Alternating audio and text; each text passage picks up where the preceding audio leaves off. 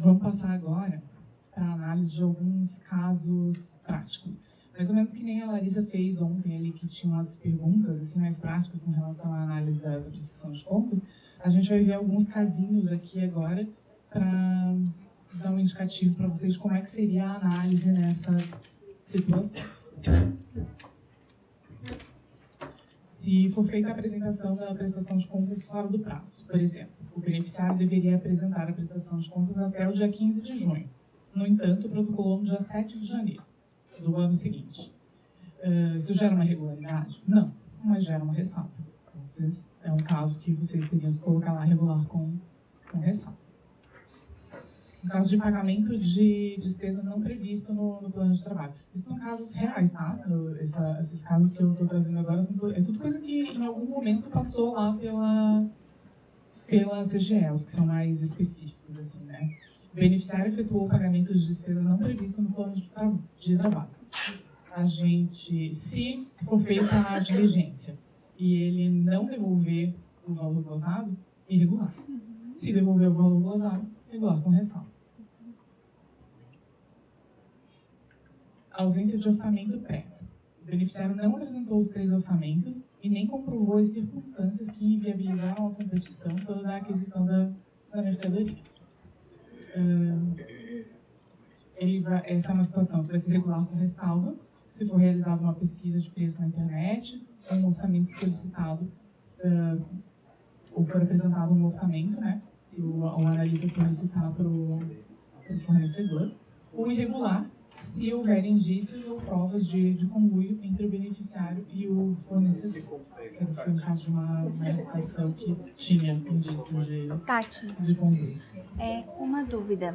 Nesse caso de orçamento prévio, quando é questão de folha de pagamento, de salário? E naqueles casos em que foi colocado na proposta genérico, você não tem nem ideia de quanto que ia pagar para cada funcionário, né? Se o valor é totalmente fora do piso salarial, de uma média salarial, seria um caso que a gente pede no caso que seja compatível, né? Atualmente, né? Mas eu digo nos casos antigos que a gente for pegar e que não estava nem colocado no plano de trabalho o valor que seria pago para aquele profissional. Eu teria que tentar identificar quanto que era o salário médio da profissão na época, né? Para daí identificar se... Mas se estiver totalmente daí fora de contexto o valor praticado, daí poderia ser um caso de glosa? Porque fica estranho. A gente está diante de um caso de se ele está pagando muito acima do valor de mercado, por que ele está pagando acima do valor de mercado? Provavelmente para beneficiar alguém que na verdade não, né, ou não tem toda aquela qualificação. Ou assim, né, gente? Ou é parente, ou é amigo de alguém. É o que normalmente acontece quando a gente vê esses salários que são muito fora do padrão de mercado. E daí a gente estaria num caso que estaria sendo violado o princípio da economicidade e, eventualmente, da moralidade, né? Se a pessoa escolhida para esse trabalho foi escolhida por algum critério não muito profissional. Porque isso que seria o dificultador da despesa não estar, né, especificada, né? Está em conjunto ali, né? Quando está especificado, já se questiona na concessão, né? Na análise, né? Se o valor está fora de mercado, né? Mas a minha preocupação é eles alegarem que estava naquele montante ali, né? Porque não se pediu aquele detalhamento, né, na proposta. Mas mesmo assim, dentro do valor previsto no plano de trabalho, se não tem o detalhamento, aí você tem que tentar encontrar o valor de mercado daquele tipo de profissional na época da execução. Tati, relembrar, reforçar que a glosa é só do valor que ultrapassou. Sim. Igual numa aquisição com superfaturamento, aqui também a glosa seria do valor do salário superior ao valor de mercado. Despesa com valores superiores ao orçado, aqui é na mesma linha, né? Despesa executada por fornecedor cotado no orçamento prévio por valores superiores ao orçado originalmente, sem apresentação de justificativa. A gente deve, a princípio, glosar esses valores e registrar irregularidades se não houver a devolução, ou a regularidade com ressalva se houver a devolução. Lembrando aqui que é sempre possível justificar, né? Aqui, nesse caso aqui não teve apresentação de justificativa. Agora pode haver uma justificativa para esse incremento de valor, né? A Lari falou sobre a questão da pandemia, às vezes também tem o recurso do tempo mesmo, né? Às vezes o o projeto ali, a proposta de trabalho para a concessão é feita no momento e a concessão efetivamente só acontece ano e meio depois, e daí tem realmente uma variação de valores que pode ser plenamente justificável.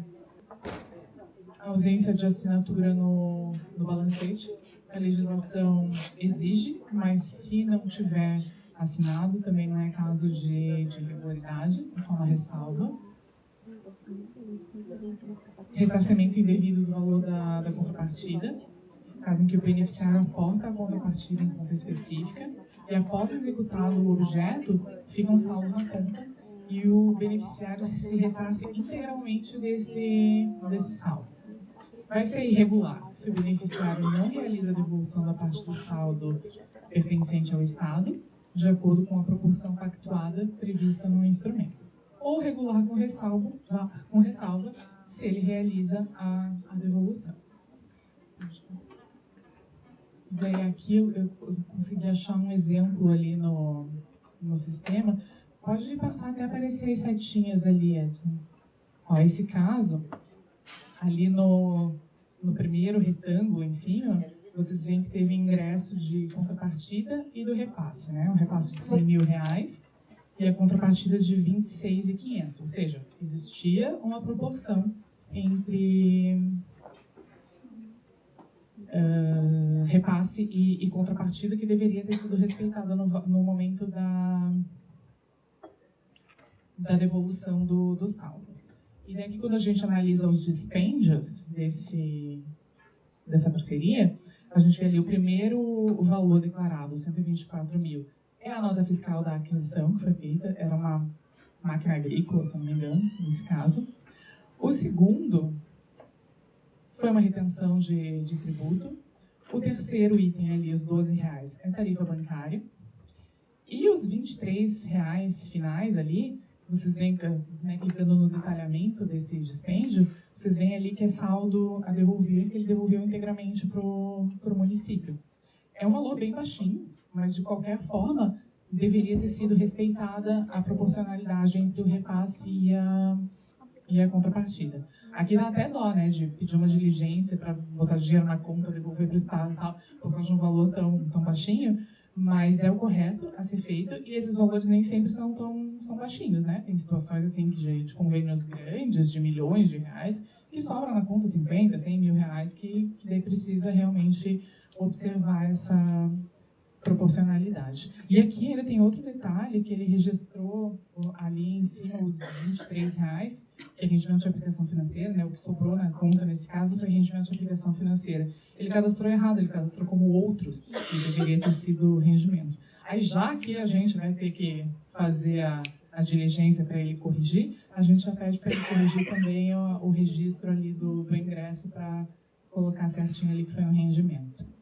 Caso eles apresentem um recibo para comprovar uma compra de mercadoria não tem desculpa, né? A aquisição tem que ter nota fiscal, não tem ninguém que venda a mercadoria que seja dispensado da emissão de documento fiscal. É irregular, né? Se após a diligência ele não apresenta, ele mantém o recibo como um documento comprobatório, é irregular, não tem como aceitar. Ou vai ser uma irregular com ressalva se a nota fiscal aparecer no processo. Pagamento de despesa anterior à vigência do instrumento. O beneficiário efetuou o pagamento de uma nota fiscal de serviço referente ao serviço de consultoria técnica em período anterior ao início da vigência do instrumento. Em diligência, glosar os valores. Se ele não devolve, é irregular. E se ele faz a devolução regular com ressalva. E daí aqui, não é o caso de vocês, né? Mas tem aquela exceção da Secretaria de Defesa Civil, né? Que em caso de emergência e calamidade, eles podem realizar a despesa anterior, mas não é o caso de vocês. Aqui eu também achei um exemplo. Vocês observam ali que a data da emissão da nota fiscal passa mesmo. Não sei se vocês conseguem ver, mas aí, a data da emissão da nota fiscal, a competência dela é em dezembro de 2024, que é dentro do prazo de vigência. Mas ali no campo da discriminação dos serviços, pode passar mais um. O fornecedor indicou ali que, na verdade, essa nota fiscal é referente a um serviço prestado em abril de 2024. E nesse caso, o convênio Como foi? Não lembro. Mas enfim, a vigência dele era a partir de julho de 2024. Então vocês têm que ficar atentos, porque às vezes nem sempre é ali no campo da data da emissão da nota fiscal que vocês vão identificar que uma despesa foi realizada antes do início da vigência do objeto, tá? Tem que ficar bem atento a isso. Daqui eu trouxe ali só a partezinha ali do plano de trabalho que mostra o início da vigência, né? Pagamento de despesa posterior ao início da vigência, caso que o beneficiário efetuou o pagamento de nota fiscal de serviço em período posterior ao fim da vigência do A data da publicação. Ai, gente, errei. Destaquei o campo errado. Obrigada. Vou corrigir depois. Tem que ser a data da publicação, né? Que a vigência começa com a publicação do instrumento. Vou registrar aqui para corrigir depois. Pagamento de despesa posterior à vigência do instrumento. O beneficiário efetuou o pagamento de nota fiscal de serviço em período posterior ao fim da vigência do instrumento, tendo o fato gerador ocorrido durante a vigência. É regular. É aquela exceção da regra que a gente pode admitir. Só lembrando que no caso de convênio, pode, mas tem que ter a autorização prévia do concedente. Então tem que verificar se foi solicitada essa autorização para fazer o pagamento de uma nota fiscal que foi emitida em período posterior.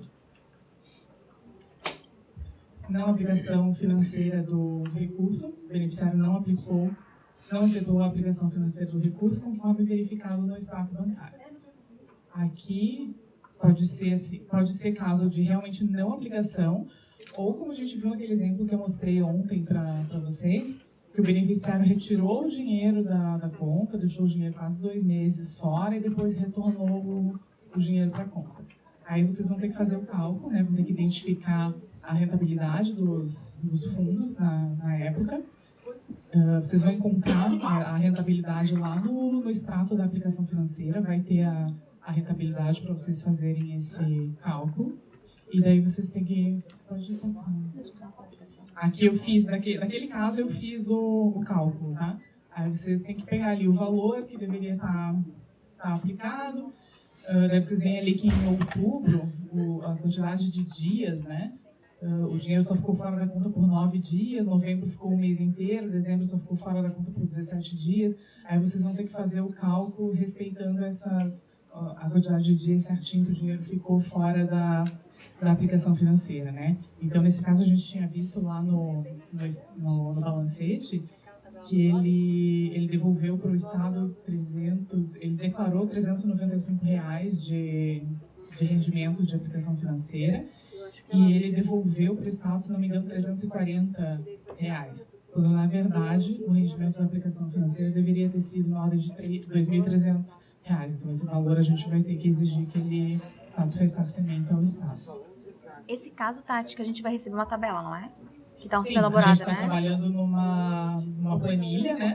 Para facilitar o Esse cálculo. caso assim que tirou, né? Fica fácil de calcular, mas quando é movimentação num dia, pagou um valor, saiu da conta, outro dia pagou outro.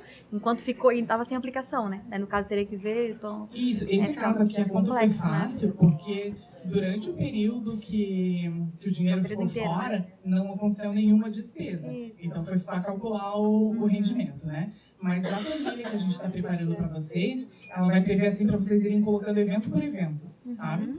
Para cada despesa que é realizada, quando o dinheiro entra, quando o dinheiro sai da conta, e no final ela vai calcular quanto deveria ser a aplicação financeira. A apresentação de documento fiscal sem preenchimento do campo destinatário. Nesse caso, não há como comprovar o nexo de causalidade. Porque se não está preenchido ali o campo do destinatário, essa nota pode ter sido né, para qualquer pessoa, não necessariamente para o nosso parceiro. E lembrando assim, que esse registro ali dos dados do tomador do serviço ou do adquirente, é obrigação acessória, a obrigação tributária acessória dos fornecedores. Então, eles não têm desculpa, né? Ah, mas ele não quis colocar. Não tem, é obrigação acessória, obrigação tributária acessória eles têm que fazer. Isso está tanto no regulamento do ICMS, né, para as notas estaduais, e os regulamentos municipais têm previsões sempre muito semelhantes, tá? Não comprovação da retenção e pagamento de encargos tributários. Aqui pode acontecer assim, uma variedade de situações. O beneficiário não apresentou documento comprobatório do pagamento de encargos tributários incidentes sobre as prestações de serviço. Se o pagamento desses tributos não estava previsto no plano de trabalho, mas ele fez o pagamento com um recurso próprio, está tudo bem, regular, né? O analista deve solicitar os comprovantes de qualquer forma, porque ele tem que comprovar, né, o cumprimento das obrigações tributárias. E caso não seja apresentado, vocês têm que fazer uma comunicação para os órgãos fiscalizadores, né, do ente responsável, seja Receita Federal, Municipal ou Estadual. Agora, se a despesa foi prevista no plano de trabalho e ele não apresenta o comprovante, aí é uma irregularidade como de qualquer outra despesa, né? Qualquer outra despesa que não apresenta o comprovante vai ficar irregular. Quando não tem apresentação do extrato bancário, também não tem como ser regular, porque a gente não consegue verificar o nexo de causalidade, né? A gente não consegue, sem o extrato, verificar que aquele recurso que foi depositado pelo Estado é exatamente o recurso que foi usado para o pagamento das despesas. Autorremuneração. Esse aqui foi um caso que passou por lá, né? Que o beneficiário contratou a própria filha para prestar serviços. O serviço estava previsto no plano de trabalho, né? Não é a questão. Ele apresentou a nota fiscal para comprovar a despesa e justificou a necessidade de contratação. Mas não podia ser a filha, né? Porque o decreto prevê ali expressamente que no artigo das vedações, que é proibido adquirir bens ou serviços fornecidos pela própria parceira, por seus dirigentes e respectivos cônjuges ou parentes em linha reta, colateral ou por afinidade até o segundo grau. Então, a filha, em hipótese alguma, poderia ter sido contratada. Falsa declaração de recebimento de material. Isso aqui também foi um caso real. O beneficiário contratou uma empresa para prestação de serviço de vigilância, que não possuía nenhum empregado na época da prestação de serviço e que não possui esse tipo de serviço no rol de atividades cadastradas junto à Receita Federal. Esse caso também é irregularidade, né? Então, ou ele devolve o valor para ficar regular com ressalva, ou se não devolver, é irregular. Bom, então agora a gente vai fazer uma análise de uma prestação de contas. A Natália vai me ajudar, eu vou ficar na narração e a Natália vai fazendo ali os procedimentos no sistema para vocês verem como é o vai e vem que vocês têm que fazer ali entre SGF e SGPE. A gente vai começar pela análise da prestação de contas daquela entidade de saúde, que a gente já veio falando das várias situações, né, que ocorreram nesse convênio. Então, a Natália entrou ali no sistema e vai encontrar ali a prestação de contas. É uma parcela única, né? Então ela aparece ali como parcela 1, mas na verdade é parcela única. A gente já fez, né, as conciliações, eu mostrei para vocês ontem, né, a conciliação bancária, a conciliação dos balancetes, do plano de trabalho. Então a gente vai partir aqui nesse caso direto para a análise dos ingressos e dispêndios. Então ali vamos começar pelos ingressos, né? Ali é a primeira caixinha, é o repasse. Clica na caixinha, clica em analisar. E a pergunta é, confere com o extrato? O repasse sempre vai conferir, porque ele é automático, né? No momento que é feita a ordem bancária para o pagamento, essa informação é alimentada ali. Bom, então daí a gente tem ali a nota fiscal da prestação de serviço. É um serviço esse é o de manutenção de equipamentos, né, de hospitalares, que é o que eles chamam lá de engenharia clínica. Essa nota fiscal está toda certinha. A gente pode ter ali o carimbinho, que não é o carimbinho ideal, né? Mas aqui, para título de exemplo, a gente vai aprovar esse... A descrição dela ali tá tranquila? Tá, porque, na verdade, em algum lugar nesse processo, tem o contrato da prestação de serviço, e daí a descrição ali está condizente com o que está previsto lá no contrato de prestação de serviço. Não, tem que apresentar documento de diligência mesmo. Apresentar a escala de trabalho dos técnicos disponibilizados para a prestação de serviço.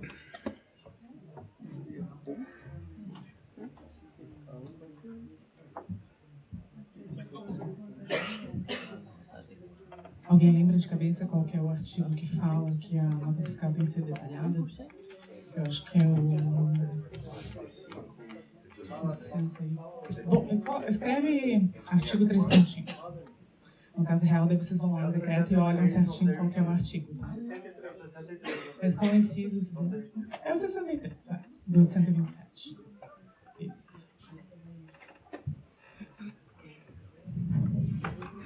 E daí a gente vai confirmar. Ah, sim, daí tem ali, ó. A empresa estava ativa na data. Então. Mas ali na data do pagamento foi 10.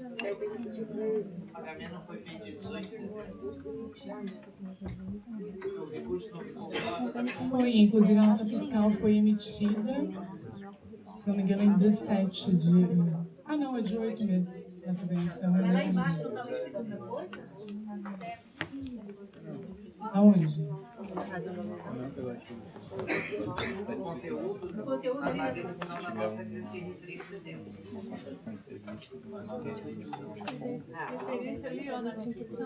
Sim, mas tudo bem, o serviço foi prestado em setembro, mas a nota só foi emitida em outubro. Isso, a princípio, não é um problema. É problema aquela nota que o serviço tinha sido prestado em abril, sendo que a vigência começou em julho. Aí seria problema. Esse aqui, não. Esse aqui, o setembro está dentro da vigência, então não tem problema.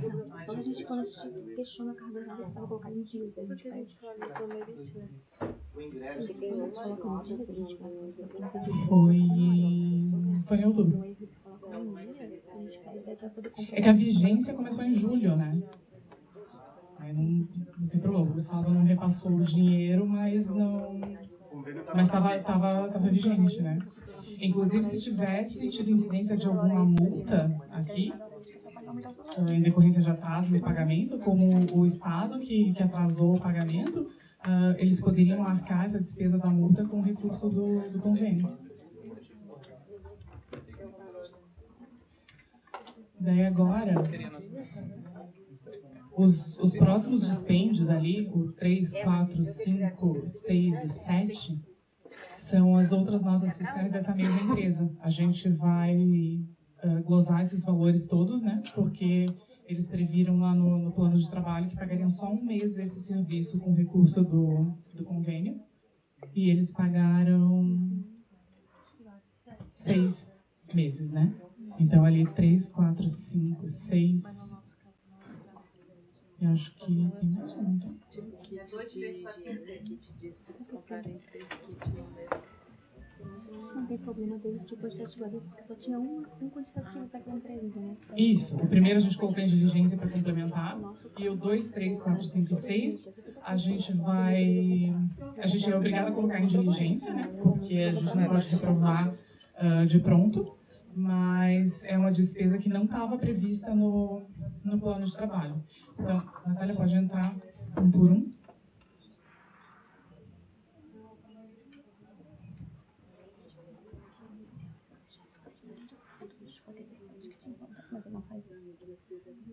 E nem precisa, eles juntaram todas as notas fiscais, tá?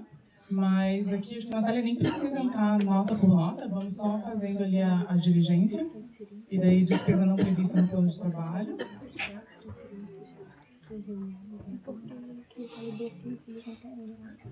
E na fundamentação legal, artigo 35, 4 do decreto 127, que é uma das vedações. Né?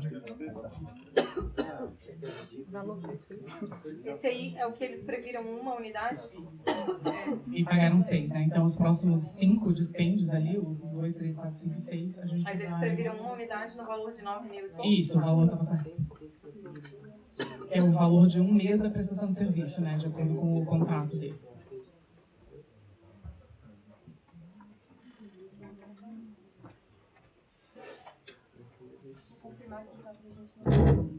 Isso, daí lembrem sempre de ir confirmando ali para vocês não perderem o trabalho que vocês fizeram.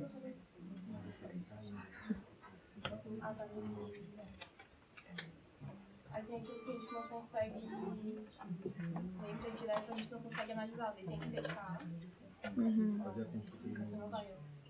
Aí tem que fechar Entendi. e Então, assim, a cada vez que vocês vão lá na aba conclusão e confirmam para não perder o trabalho, depois quando volta lá para os dispêndios, você não consegue fazer a análise. Então você tem que fechar a janelinha e abrir de novo. Mas pelo menos não perde, né, gente? Melhor abrir e fechar e abrir do que perder o trabalho, né? Era que fazer de informação todas tinham várias opções. Selecionar várias e colocar a mesma informação para baixo também. Só a marca de diligência. Não precisa ficar preenchendo os campos que eles já viram como é que é tudo igual, a gente não precisa ficar repetindo. Na vida real, vocês têm que preencher em todos os dispêndios, tá? Aqui só para não demorar tanto, ela vai só marcar ali a diligência para ficar registrado que a gente passou por esses dispêndios. Em situação credor não precisa fechar. Só confirma e consulta. Daí ele já aparece tudo de novo. Tem botãozinho constar do lado. Então é igual para Em que momento coloca valor glosado ali?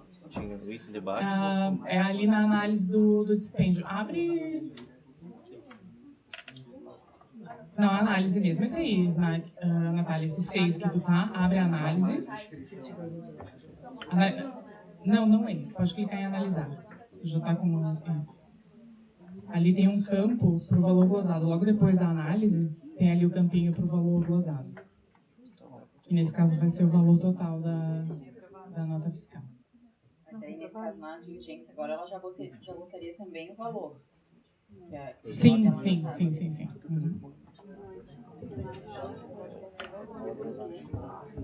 São os valores que eles vão colocando em valor glosado em cada dispêndio. Vai direto lá para o banco. Então tá. Já colocaria já no valor glosado. Vamos para o próximo dispêndio 7. Normalmente não coloca já, a gente coloca só na última. Foi a despesa relativa a Celesc, né? O pagamento da conta de luz.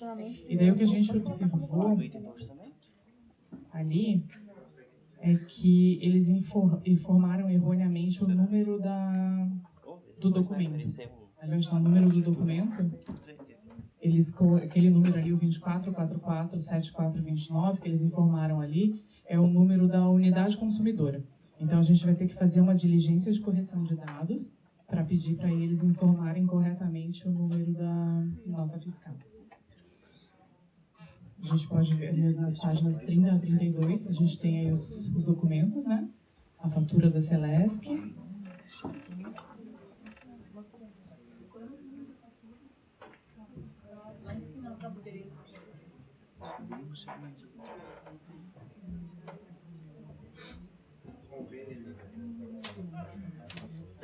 E tem o comprovante de pagamento também, né? O primeiro documento ali era o comprovante, né, do pagamento. O extrato bancário, o balancete a gente já tinha visto, né? Aí pode voltar lá para o CIGEF e fazer a diligência. Aquela colocação do convênio ali na fatura da Celeste, foi a própria Celeste que colocou? Digamos que sim. Nunca aconteceu. Às vezes edição. Eu nunca vi aquela. Nunca vi colocar essa.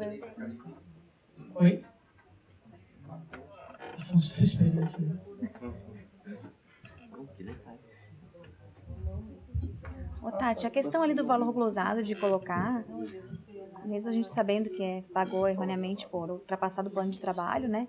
A gente já colocaria no primeiro, a princípio nas análises que a gente está fazendo, a gente não coloca no primeiro momento para dar, a gente coloca como diligência, Sim, no questiona. momento da diligência não precisa colocar o valor glosado. Até porque a gente pede primeiro justificativa de primeiro, é a segunda diligência que a gente cobra as glosas. Normalmente a gente faz assim, né? Dá o direito de ele se defender, né? Dá o direito digamos, de defesa, de justificativa, né? Ou explicar alguma situação. E daí na segunda que a gente cobra a glosa. Vocês fazem sempre 2 diligências. Sempre 2 quando é de glosa. Pelo menos na capacitação que vocês fizeram, a gente deu esse entendimento, que a gente dá o direito de defesa para depois cobrar efetivamente a devolução do recurso. Foi por essa orientação que a gente entendeu que teria que fazer assim. Fica bem caracterizado que eles tiveram. Só que a gente cobra primeiro só 15 dias, né? Não der. Defesa, né? Então, assim, isso evita nulidades processuais depois. É uma precaução interessante. Acho que não é absolutamente necessário. Né? Que bom, né? Que a gente vai reduzir. Porque depois que você dá a oportunidade, né, dele se justificar. E daí depois quando você conclui a análise, ele é notificado de novo do resultado, e ele sempre, cada vez que ele é notificado de algum resultado, de alguma análise que a gente faz, ele vai ter a oportunidade de se manifestar novamente. Mas não está errado, tá? Normalmente a primeira a gente cobra só 15 dias, né? De prazo, não dá os 30, né? A gente dá os 30 quando é já questão de devolução de valor, né? Essa é outra questão, assim, que os decretos prevêem que o prazo da diligência é de até 30 dias, prorrogável por igual período. Agora, você imagina que o único problema desse processo fosse esse número errado da fatura. Aí você faz uma diligência de 2 dias. Aí o cara entra lá, corrige e está resolvido o problema, né? Quando ele precisa de uma justificativa, quando ele precisa buscar um novo documento, aí um prazo um pouco maior. Mas, na verdade, são vocês que determinam qual o prazo que vocês vão dar para cada diligência. Tá, a gente estava fazendo ali a diligência de correção de dados da fatura da Celeste, né? Pode confirmar. Tomara que não tenha caído. E agora a gente vai para o dispêndio número 8. Os documentos do processo estão lá nas páginas 33 a 40.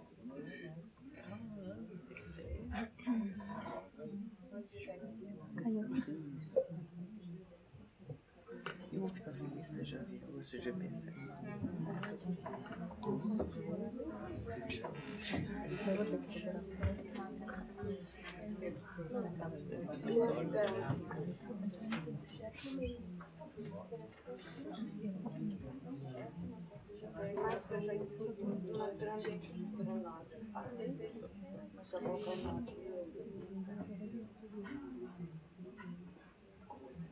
Aí a gente tem o comprovante do pagamento, a nota fiscal, com o número do convênio ali embaixo e o carimbinho, que vamos dizer que é uma declaração de aceite. Esse aí já veio com a escala, ó, tá vendo? Que o Daniel, que eles fazem diligência para solicitar a escala, esse já veio com a escala, comprovando a prestação do serviço de acordo com as horas contratadas. Ok? Então, esse aí tá tudo certinho, a gente vai aprovar esse dispêndio. Aí o contrato, né? O contrato ali que prevê os valores, o serviço que tem que ser prestado, e a gente comparou lá com a escala G que eles apresentaram e estava tudo certo.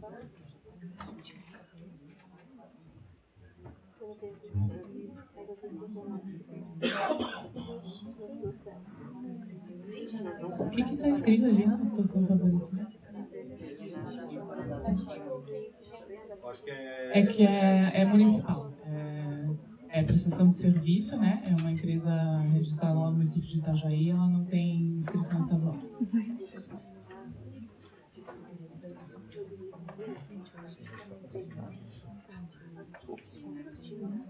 Próximo dispêndio, 9.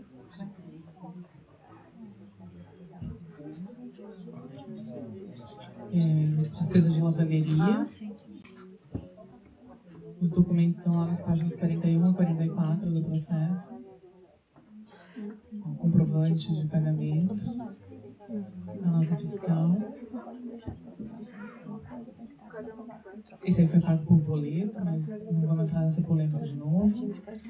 Ali os quantitativos, né, que tem a fatura ali, né, demonstrando o que foi o serviço que foi prestado detalhadamente. Essa a gente vai aprovar.